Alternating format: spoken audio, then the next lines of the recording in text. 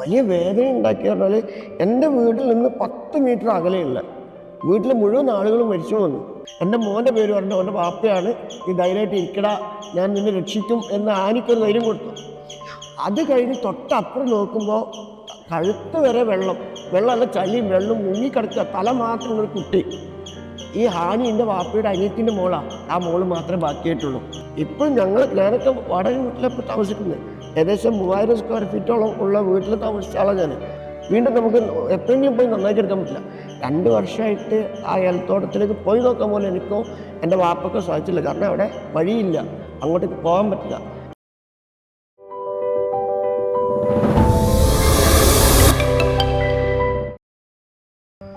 നമസ്കാരം.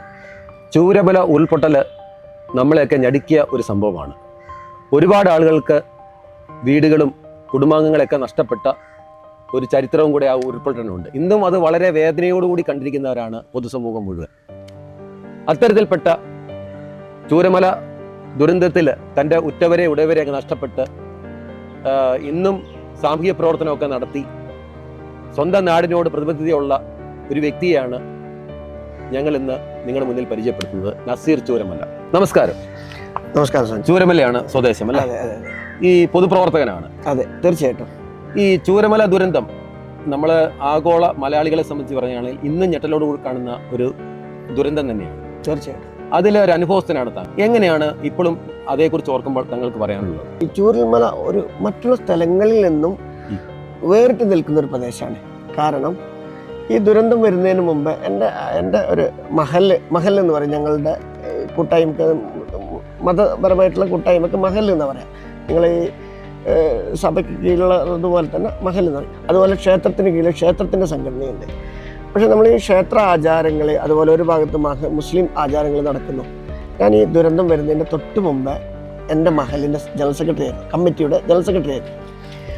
ഞാൻ ഈ മഹൽ ജനറൽ സെക്രട്ടറി ആയിരിക്കെ തന്നെ എൻ്റെ ക്ഷേത്രത്തിൽ അവിടെയുള്ള ക്ഷേത്രത്തിൽ അവർ അന്നദാനത്തിന് നമ്മളെ ക്ഷണിക്കും. നമ്മൾ പോവാറുണ്ട്, ഭക്ഷണം കഴിക്കാറുണ്ട്. നമ്മൾ അവർക്ക് അവരുടെ ഉത്സവം നടത്തുന്നതിന് വേണ്ട എല്ലാ സാമ്പത്തിക സഹായങ്ങളും നമ്മുടെയൊക്കെ ഭാഗത്തുനിന്ന് വ്യക്തിപരമായും മഹലിൻ്റെ ഭാഗത്തുനിന്ന് ഉണ്ടാവാറുണ്ട്.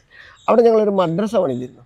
ഈ മദ്രസ പണിയുമ്പോൾ ഒരു 40% പണം ആ മദ്രസ പണിയുന്നതിന് ലഭിച്ചത് അവിടുത്തെ ഹിന്ദുമത വിശ്വാസികളിൽ നിന്നും ക്രിസ്തു മത വിശ്വാസികളിൽ നിന്നുമാണ്. അങ്ങനെ പോകുന്നൊരു നാടാണ് എൻ്റെ നാട്. ഈ നാട്ടിൽ കൃഷിക്കാർ മാത്രമേ ഉള്ളൂ, വലിയ പണക്കാരോ ബിസിനസ്സുകാരോ ഒന്നുമില്ല. സാധാരണപ്പെട്ട ആളുകളാണ് അവിടെ ജീവിക്കുന്നത്.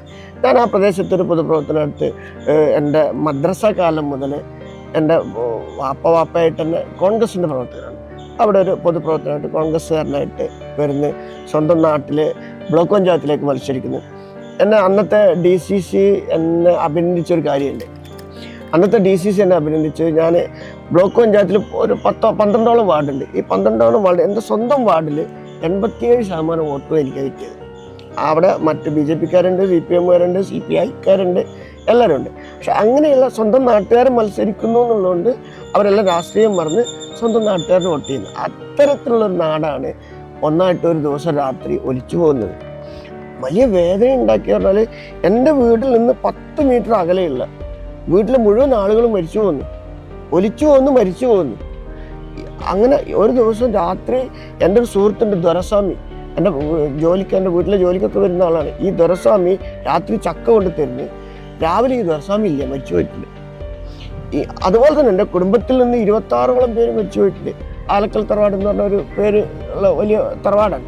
അവിടെ ആ പ്രദേശത്ത് കൂടുതൽ ആളുകളുള്ള തറവാടും കൂടിയാണ്. ഈ തറവാട്ടിൽ നിന്ന് 26ഓളം ആളുകൾ മരിച്ചു പോയിട്ടുണ്ട്.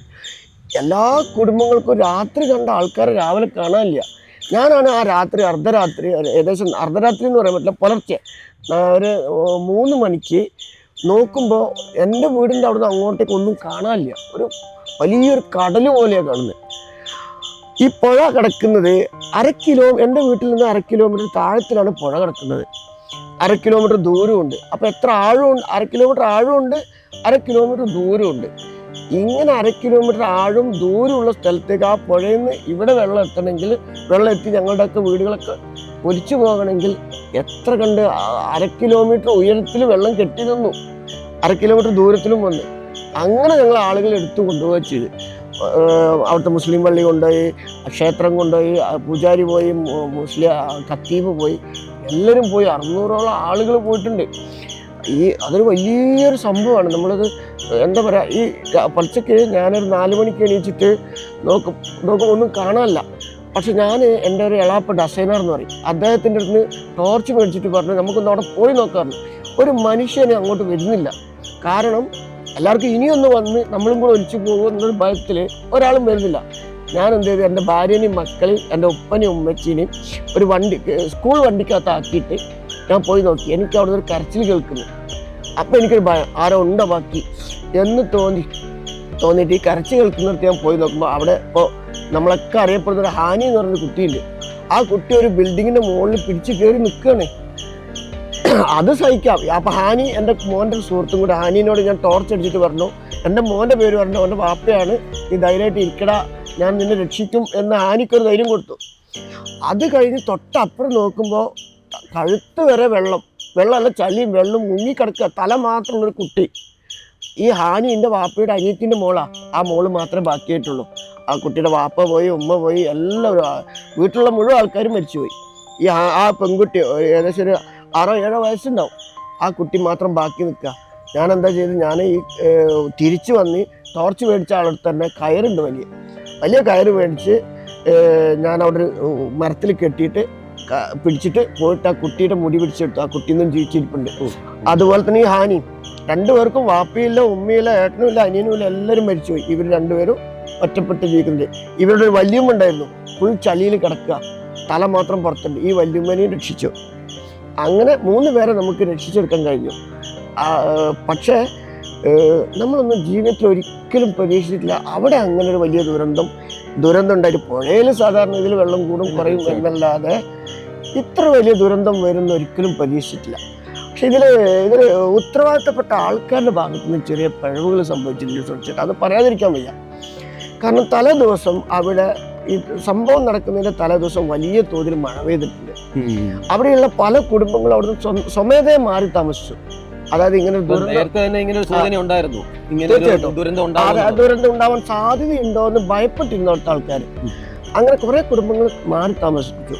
സർക്കാർ മുൻകൈയെടുത്ത് ആദിവാസികളെ മാത്രം മാറ്റി താമസിപ്പിച്ചവര്. പക്ഷെ അവിടെയുള്ള മറ്റ് ആളുകളെ ഇങ്ങനെ ദുരന്തം ഉണ്ടാവാൻ സാധ്യതയുണ്ട് എന്നൊരു മെസ്സേജ് കൊടുക്കാനും നിർബന്ധമായി അവരെ മാറ്റിപ്പാർപ്പിക്കാനുള്ള ഒരു മുൻകൈ എടുക്കുന്നതിൽ അവിടെ ജില്ലാ ഭരണകൂടം പരാജയപ്പെട്ടിട്ടുണ്ട്. അല്ല, നേരത്തെ ഇങ്ങനെ ഒരു സംഭവം ഉരുൾപൊട്ടൽ ഉണ്ടായിട്ടുള്ള അനുഭവം അവിടെ ഉണ്ടായിട്ടുണ്ട്. 2019 ഉണ്ടായിട്ടുണ്ട്. പക്ഷെ വളരെ കുറഞ്ഞ കുടുംബം, വളരെ കുറഞ്ഞ 3-4 വീടേ പോയിട്ടുള്ളായിരുന്നു. ആളുകൾ നാശനഷ്ടം ഉണ്ടായിട്ടുമില്ല, 3-4 വീട്. പക്ഷെ ദുരന്തം അതിന് മുമ്പേ ഉണ്ടായിട്ട് 84 ഉണ്ടായിട്ടുണ്ട്. ദുരന്തം അവിടെ ഉണ്ടായിട്ട് അന്ന് 19 പേര് മരിച്ചു പോയിട്ടുണ്ട്. അങ്ങനെ ആളുകൾ മരിച്ചു പോക്കും ദുരന്തം ഉണ്ടാവുന്നുണ്ട്. ഇത് ഭരണകൂടത്തിൻ്റെ ഭാഗത്ത് നിന്ന് ഈ ഒരു ശ്രദ്ധയില്ലായ്മ ഉണ്ടായി എന്നുള്ളതൊരു യാഥാർത്ഥ്യം തന്നെയാണ്. അത് നമ്മൾ തിരിച്ചറിയാൻ തന്നെ വേണം. ഇപ്പോഴും ഞങ്ങൾ നാട്ടിലൂടെ ഞങ്ങൾക്ക് എല്ലാ സൗഭാഗ്യമുണ്ട്, എല്ലാം ഒരുക്കി തന്നു സർക്കാർ എന്ന് പറയുന്നത് തെറ്റാണ്. ഇപ്പോഴും ഞാനൊക്കെ വാടക വീട്ടിലാണ് താമസിക്കുന്നത്. ഏകദേശം 3000 സ്ക്വയർ ഫീറ്റോളം ഉള്ള വീട്ടിൽ താമസിച്ച ആളാണ് ഞാൻ. നമ്മൾ എല്ലാ സൗകര്യങ്ങളും, എൻ്റെ തറവാട് 6ഓളം ഏക്കർ നല്ല ഏലത്തോട്ടമുണ്ട്. ഈ ഏലത്തോട്ടത്തിനുള്ളൊരു പ്രത്യേകത എന്ന് പറയുന്നത്, ഏലം കൃഷി ചെയ്ത ഒരു വർഷം നോക്കിയിട്ടില്ലെങ്കിൽ അത് പിന്നെ മുഴുവനായിട്ടും ആ കൃഷി നശിച്ചു പോകും. വീണ്ടും നമുക്ക് എപ്പോഴെങ്കിലും പോയി നന്നാക്കി എടുക്കാൻ പറ്റില്ല. 2 വർഷമായിട്ട് ആ ഏലത്തോട്ടത്തിലേക്ക് പോയി നോക്കാൻ പോലും എനിക്കോ എൻ്റെ വാപ്പക്കോ സാധിച്ചില്ല. കാരണം അവിടെ വഴിയില്ല, അങ്ങോട്ടേക്ക് പോകാൻ പറ്റില്ല, മൃഗശല്യങ്ങൾ കൂടുതൽ. ഇങ്ങനെയുള്ളൊക്കെ പ്രയാസങ്ങൾ, ഞങ്ങളുടെയൊക്കെ വരുമാനങ്ങൾ നഷ്ടപ്പെട്ടു, ഞങ്ങളുടെ കൂടപ്പിറപ്പുകൾ നഷ്ടപ്പെട്ടു, നിലവിലുണ്ടായിരുന്ന എല്ലാ സമ്പത്തും നഷ്ടപ്പെട്ട ആളുകളായിട്ട് ഒരു വിഭാഗം ആൾക്കാരായിട്ട് ഞാനടക്കമുള്ള എൻ്റെ നാട്ടുകാർ മാറിയിരിക്കുകയാണ്. നസീറൊക്കെ അവിടെയാണ് ജനിച്ചു വളർന്നതും ഒക്കെ, അതോ നിങ്ങൾ അവിടെ വന്ന് താമസിച്ചാണോ? അല്ല. എൻ്റെ വാപ്പ ഉമ്മയായിട്ട് എനിക്ക് ഏകദേശം 49 വയസ്സായി. എൻ്റെ വാപ്പ ഉമ്മയായിട്ട് അതിനു മുമ്പേ അവിടെ വന്ന ആൾക്കാരാണ്. അപ്പം ഞാൻ ജനിച്ചു വളർന്നത് ഈ നാട്ടിൽ തന്നെയാണ്. അപ്പോൾ അതുകൊണ്ട് തന്നെ ചുറ്റും മലകളാണ്. ഈ നാടിൻ്റെ പ്രത്യേകത ചുറ്റും മലകളാണ്. ഇങ്ങനെ ഒരു സംഭവം ഉണ്ടാവുമെന്ന് ഇത് ഒരു ഡാം ഉണ്ടാവുക ചെയ്ത്, മലന്ന് ഒന്നിച്ചും പൊട്ടി ഒലിച്ചു വന്ന് 2 മലകൾ തമ്മിൽ ജോയിൻ്റ് ആയിട്ട് ഒരു ഡാം രൂപപ്പെട്ടു. ഈ ഡാമിൽ നിന്നാണ് വെള്ളം പൊങ്ങി വന്നത്. അങ്ങനെയാണ് ഈ മേൽഭാഗത്തൊക്കെ കയറി വീടുകൾ എടുത്തു കൊണ്ടുപോകുന്ന ഒരു അവസ്ഥ ഉണ്ടായിട്ടുള്ളത്. അതെ, ഞാൻ ചോദിക്കുന്നതല്ലേ, അവിടെ ഈ വേനൽക്കാലത്ത് വെള്ളമുള്ള ഒരു പ്രദേശമാണ് ഈ ചൂരൽമല എന്ന് പറയുന്നത്. അതോ വെള്ളമുള്ള പ്രദേശം അത് ഒരു കുന്നിന്റെ മോളല്ലേ നമ്മൾ?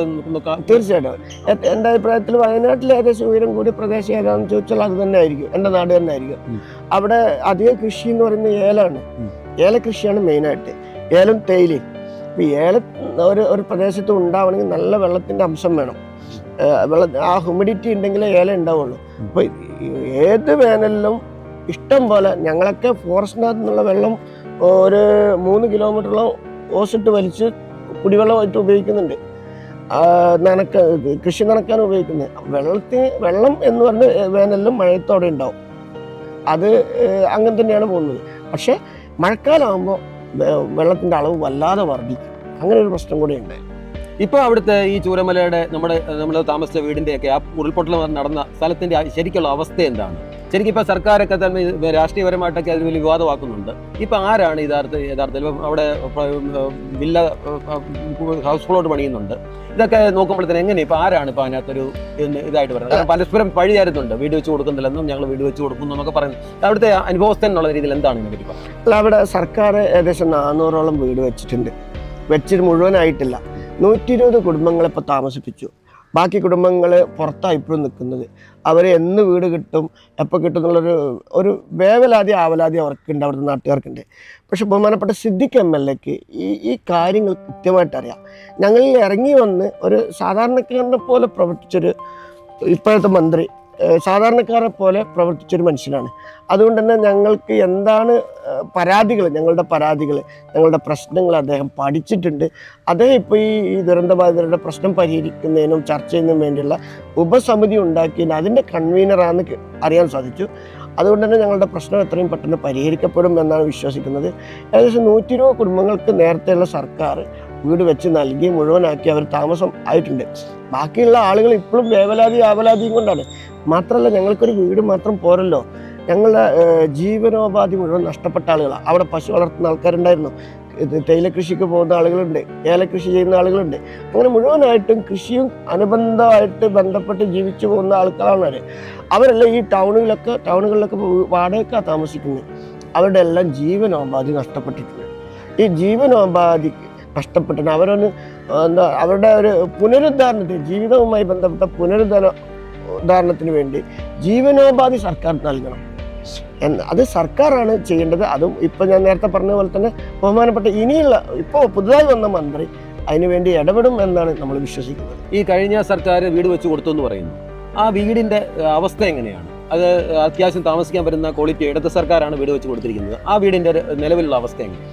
അല്ല, നമ്മളതിൽ ചില ആളുകൾ കുറ്റങ്ങൾ പറയുന്നത് എൻ്റെ ഒരു അഭിപ്രായത്തിൽ ഞാൻ ആ വീട് പണിയുന്നിടത്ത് എപ്പോഴും പോകാറുള്ള ആളാണ്. കാരണം അവരൊക്കെ ആയിട്ട് എനിക്ക് നല്ല ബന്ധമുണ്ട്. അവിടെ ഒരു ദുരന്ത ബാധിതരുടെ ഒരു കൂട്ടായ്മ ഉണ്ടാക്കിയിട്ടുണ്ടായിരുന്നു. ഞങ്ങളുടെ നാട്ടിൽ പുത്തുമല പറഞ്ഞ സ്ഥലത്തൊരു ദുരന്തം ഉണ്ടായിരുന്നു. പക്ഷെ അവർ രാഷ്ട്രീയക്കാർ പല വിഭാഗങ്ങളായിട്ട് വിഭജിച്ച് കുറച്ച് ആൾക്കാർക്ക് ആനുകൂല്യം കിട്ടാതെ വരിക ഒക്കെ ഉണ്ടായിരുന്നു. അത് കണ്ട് മനസ്സിലാക്കിയതുകൊണ്ട് ഞങ്ങൾ ദുരന്തബാധിതരെല്ലാവരും ചേർന്നൊരു ദുരന്തബാധിതർ കൂട്ടായ്മ ഉണ്ടാക്കി. ജനശബ്ദം എന്ന് പറഞ്ഞൊരു ആക്ഷൻ കമ്മിറ്റി ഉണ്ടാക്കി. അതിൻ്റെ ചെയർമാനാണ് ഞാൻ. അതിൻ്റെ ചെയർമാൻ എന്ന നിലയ്ക്ക് ഞാൻ നിരന്തരം ഈ വീട് പണി നടക്കുന്നിടത്തൊക്കെ അവരുമായിട്ട് ബന്ധപ്പെടാറുണ്ട്. പക്ഷെ നമുക്ക് വയനാട്ടിൽ കിട്ടാവുന്നതിൽ വെച്ച് ഏറ്റവും നല്ല ഭൂമിയാണ് സർക്കാർ ഏറ്റെടുത്തിട്ടുള്ളത്. ഒരു തർക്കമില്ലാത്ത കാര്യം അത്. അതുപോലെ തന്നെ വീട് 1000 സ്ക്വയർ ഫീറ്റുള്ള ഇപ്പോൾ 2000 സ്ക്വയർ ഫീറ്റ് വീട് പോയവരുണ്ട്, 3000 സ്ക്വയർ ഫീറ്റ് വീട് പോയവരുണ്ട്, ഒക്കെ ഉണ്ട്. 1 ഏക്കർ പോയവരും 2 ഏക്കർ പോയവരും 1 സെൻറ്റ് പോകാത്ത വാടകയ്ക്ക് താമസിക്കുന്നവരുണ്ട്. ഇവരൊക്കെ ഒരുപോലെയാണ് സർക്കാർ പരിഗണിച്ചിട്ടുള്ളത്. വീട് നല്ല ഉറപ്പിലും വൃത്തിയിലും തന്നെ ഉണ്ടാക്കി തന്ന വീട് വൃത്തിയിലും ഉറപ്പിലും തന്നെ ഉണ്ടാക്കിയത്. പക്ഷെ അതിൽ ഉള്ളൊരു വിഷയം കൃത്യമായിട്ട് എനിക്കറിയില്ല. 27 ലക്ഷം രൂപ ഒരു വീടിന് ഈ ഊരാളുങ്കലിന് കൊടുക്കുന്നെന്ന് പറയുന്നത്. അവർക്ക് എസ്റ്റിമേറ്റ് പോലും ഇല്ലാതെ അല്ലെങ്കിൽ ടെൻഡർ പോലും വിളിക്കാതെ ഊരാളുങ്കലിന് ഡയറക്റ്റായിട്ട് സർക്കാർ കൊടുത്തു എന്നാണ് പറയുന്നത്. അത് തെറ്റായിരുന്നു. കാരണം ഒരു 1000 സ്ക്വയർ ഫീറ്റ് വീട് ഉണ്ടാക്കാൻ 20 ലക്ഷം രൂപയ്ക്ക് മേലെ, ഏറ്റവും നല്ല വീട് ഉണ്ടാക്കാൻ 20 ലക്ഷം രൂപയ്ക്ക് മേലെ ആവില്ല. അത് 27 ലക്ഷം കൊടുത്തു, 23 ലക്ഷം കൊടുത്തു എന്നൊക്കെ പറയുമ്പോൾ അത് ഒരു ശരിയായ നിലപാടായിരുന്നില്ല. ഈ ദുരന്തബാധിതരുടെ ദുരന്തത്തിൻ്റെ പേരിലും ചില ആളുകൾ അല്ലെങ്കിൽ ചില സംവിധാനങ്ങൾ അവർക്ക് ലാഭം ഉണ്ടാക്കാൻ ശ്രമിച്ചോ എന്നുള്ളൊരു തോന്നൽ ഞങ്ങൾക്ക് ഉണ്ടായിട്ട്. പക്ഷേ വീട് നല്ല ഉറപ്പിലും വൃത്തിയിലും ഉണ്ടാക്കി തന്നിട്ടുള്ളത്. ഇപ്പൊ നമുക്ക് ഒരുപാട് പേര്, ഇപ്പൊ ഞാൻ കണ്ടായിരുന്നു നമ്മൾ ആ ചൂരമല ദുരന്തം വന്നപ്പോൾ ഒരു യുവാവ്, ഒരു ചെറുപ്പക്കാരൻ, ഗൾഫിൽ നിന്ന് വന്ന ചെറുപ്പക്കാരൻ, എല്ലാവരും ഉടവരെയൊക്കെ നഷ്ടപ്പെട്ട് ഏകനായിട്ടിരിക്കുന്ന ഒരു വലിയ ചിത്രം നമ്മൾ കണ്ടിരുന്നു. അതുപോലെ തന്നെ ധാരാളം പേര് ചൂരമലയിൽ ഇപ്പോഴും ഉണ്ടെന്ന് വിശ്വസിക്കുന്നു. ഇവരുടെ ഇപ്പോഴത്തെ ഉപജീവന മാർഗം എങ്ങനെയാണ് നടക്കുന്നത്? അവിടെയാണ് സർക്കാർ ഒരു പ്രഖ്യാപനം നടത്തിയത്. അതൊക്കെ ഈ ബഹുമാനപ്പെട്ട രാജൻ മിനിസ്റ്റർ ഒരു പ്രഖ്യാപനം നടത്തിയിരുന്നു. ഒറ്റപ്പെട്ടു പോയ ആളുകളെയൊക്കെ സർക്കാർ ജോലി കൊടുത്ത് സംരക്ഷിക്കും എന്ന് പറഞ്ഞിരുന്നു. പക്ഷെ അതിൽ ശ്രുതി എന്ന് പറഞ്ഞ, അതായത് അമ്മയും അച്ഛനും മരിച്ചുപോയി, അങ്ങനെ അവസാനം ഒരുത്ത കല്യാണം കഴിക്കാൻ പ്രതിസുത വരൻ ഒരു ആക്സിഡൻറ്റ് മരിച്ചുപോയ ഒരു ശ്രുതി എന്ന് പറഞ്ഞൊരു പെൺകുട്ടിയുണ്ട്. ആ കുട്ടിക്ക് മാത്രമുള്ള സർക്കാർ ജോലി കൊടുത്തത്. എൻ്റെ നാട്ടിലിപ്പോൾ നിങ്ങൾ ഈ പറഞ്ഞ നൗഫലുണ്ട്, എല്ലാവരും നഷ്ടപ്പെട്ട ഗൾഫിൽ നിന്ന് വന്ന നൗഫൽ. ഈ നൗഫൽ മാത്രമല്ല, അവിടെ ഇതൊക്കെ എൻ്റെ അയൽവാസികളാണ്. എൻ്റെ അയൽവാസികളായ കുറേ പേരുണ്ട്. ഒരു നാരായണേട്ടൻ ഉണ്ട്, അയാളുടെ മകനുണ്ട്, പ്രണവ് എന്ന് പറയും. ആ നാരായണേട്ടനും ഭാര്യയും ബാക്കിയുള്ളവരൊക്കെ പോയി. പ്രണവ് ഒറ്റപ്പെട്ടിരിക്കുക. ഈ പ്രണവിൻ്റെ ഒരു അനിയുണ്ട്, സുബ്രഹ്മണ്യൻ്റെ മകൻ, അവൻ ഒറ്റപ്പെട്ടിരിക്കുക. അങ്ങനെ ഒരു ജോണിയുടെ ഭാര്യയുണ്ട്. ഇങ്ങനെ ഒറ്റപ്പെട്ടിരിക്കുന്ന കുറേ ആളുകളുണ്ട്. പക്ഷെ അതിൽ ഒരാൾക്ക് മാത്രം ജോലി കൊടുത്ത് പത്രമാധ്യമങ്ങളിലൂടെ ഒറ്റപ്പെട്ട ആളുകളെ സംരക്ഷിച്ചു എന്ന ഒരു പ്രഖ്യാപനം നടത്തിയിട്ടുണ്ടായിരുന്നു സർക്കാർ. അത് തെറ്റായിരുന്നു. ഇനിയും നമ്മുടെയൊക്കെ ആവശ്യം ഈ പാവപ്പെട്ട ഒറ്റപ്പെട്ട വീട്ടിലെ മുഴുവൻ ആൾക്കാരും നഷ്ടപ്പെട്ട് മരിച്ചു പോയിട്ട് ഒറ്റപ്പെട്ടു പോയ കുട്ടികളെ സംരക്ഷിക്കണം സർക്കാർ. പുതിയ വന്ന സർക്കാരെങ്കിലും സംരക്ഷിക്കണം. ബഹുമാനപ്പെട്ട സിദ്ദിഖ് മിനിസ്റ്റർക്ക് അതെല്ലാം അറിയാം. അദ്ദേഹം അതിലൊക്കെ ഇടപെടുമെന്ന് നമ്മൾ വിശ്വസിക്കുന്നു. ഇപ്പൊ ഈ ചൂരമല എന്ന് കേൾക്കുമ്പോൾ എല്ലാവർക്കും തന്നെ പാകപ്പാട് ഒരു ആവലാതിയും വേവലാതിയാണ്. ശരിക്കും പറഞ്ഞാൽ അങ്ങോട്ട് ആ പ്രദേശത്തേക്ക് ഒരു ഡിമാൻഡ് കുറഞ്ഞില്ല. സ്ഥലം മേടിക്കാനൊക്കെ ആൾക്കാർക്ക് ധൈര്യക്കുറവ് ഉണ്ടാകുന്നില്ലേ? അതിനെപ്പറ്റിയൊക്കെ എന്താണ് ഇപ്പൊ പഴയ കാലം തൊട്ട് അവിടെ താമസിച്ച് ജീവിച്ച് വളർന്നൊരു വ്യക്തി എന്നുള്ള നിലയിൽ താങ്കൾക്ക് പറയാനുള്ളത്? എൻ്റെ പൊന്ന് സോണിച്ചേട്ടാ, എൻ്റെ നാട് ഒരു കാട്ടിലായിരുന്നു, ഫോറസ്റ്റിനകത്താണ്. ഒരു കാലത്ത് ഒരു വിലയില്ലാത്ത, ഒരു വാല്യൂ ഇല്ലാത്ത നാടായിരുന്നു. പക്ഷേ ഈ ടൂറിസം വികസിച്ചതോടുകൂടി ആ നാട്ടിൽ മുഴുവൻ റിസോർട്ടുകൾ വന്നു. അതിൻ്റെ ഭാഗമായിട്ട് നാടിന് ഭയങ്കരമായിട്ട് വില കൂടി. ടൗണിലുള്ള വില ആ ഫോറസ്റ്റിനകത്തുള്ള എൻ്റെ നാട്ടിലെ ഓരോ ഭൂമിക്കും വില വന്നിരുന്നു. ഭയങ്കര വാല്യൂ വന്നു. ബിൽഡിങ്ങൾക്ക് വാല്യൂ വന്നു, അതുപോലെ ഭൂമിക്ക് വാല്യൂ വന്നു. പക്ഷേ ഇപ്പോൾ നിങ്ങൾ ചോദിച്ചാൽ എന്താണ് അവിടുത്തെ അവസ്ഥ ചോദിച്ചാൽ സീറോ വാല്യൂ ആണ്. എല്ലാം പോയിട്ട് ഒരാൾ പോലും ആ ഭൂമി വാങ്ങാനോ അല്ലെങ്കിൽ അവിടേക്ക് പോകാൻ പോലും പെർമിഷൻ വേണം, അല്ലാതെ പോകാൻ കഴിയില്ല. ആ നാട്ടിൽ ഞാൻ പറഞ്ഞില്ല, എൻ്റെ 6 ഏക്കർ ഭൂമിയുണ്ട്. ഞാൻ പോകണമെങ്കിൽ അവിടെയുള്ള റവന്യൂ ഡിപ്പാർട്ട്മെൻറ്റിൽ നിന്ന് പെർമിഷൻ വാങ്ങി, മഴയുണ്ടെങ്കിലോ മറ്റൊന്നും പോകാൻ പറ്റില്ല. തിരിച്ചു വരുന്നു എന്ന് നമ്മൾ അവരെ ഉറപ്പ് വരുത്തി കൊടുക്കണം. നമ്മുടെ ആധാർ കാർഡ് കാണിച്ച്, നമ്മളെ രേഖകൾ കാണിച്ച് എന്തിനു പോകുന്നു എന്നുള്ളത് കാണിച്ചിട്ടേ അങ്ങോട്ട് പോകാൻ പറ്റില്ല. അത്രയും അവിടുത്തെ ഭൂമിക്ക് വാല്യൂ നഷ്ടപ്പെട്ടു, ഭൂമിക്ക് ഒരു വാല്യൂ ഇല്ലാതായി മാറി.